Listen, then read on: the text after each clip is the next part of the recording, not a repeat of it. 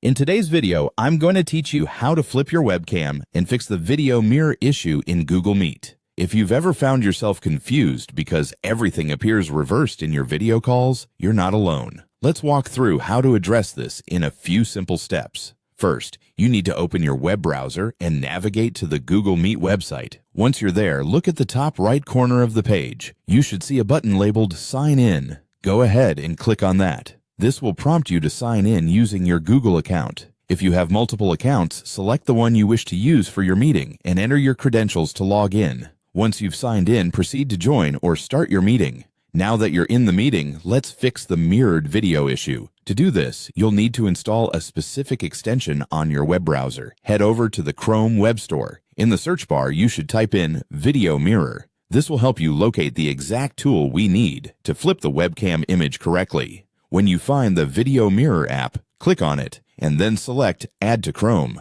Don't worry, this is a safe and widely used tool designed specifically for issues like the one we're addressing. After clicking Add to Chrome, you'll see a prompt asking you to confirm the action. Click Add Extension to acknowledge it. This will download and install the extension right into your browser. Once the installation is complete, you'll need to make sure the extension is easily accessible during your meetings. Click on the puzzle piece icon in your browser toolbar to open the Extensions menu. Find the Video Mirror extension you just installed and pin it for easy access. This way, it'll always be visible in your browser toolbar. Now that the extension is pinned and ready, return to your Google Meet session. You're almost there. Look for the Video Mirror extension in your toolbar and click on it. Doing so will instantly flip your webcam video, solving the annoying mirror effect issue. And there you have it. You should now see a properly oriented video image in your meetings. It's a small change, but it can make a big difference in the clarity of your calls, allowing for more effective communication.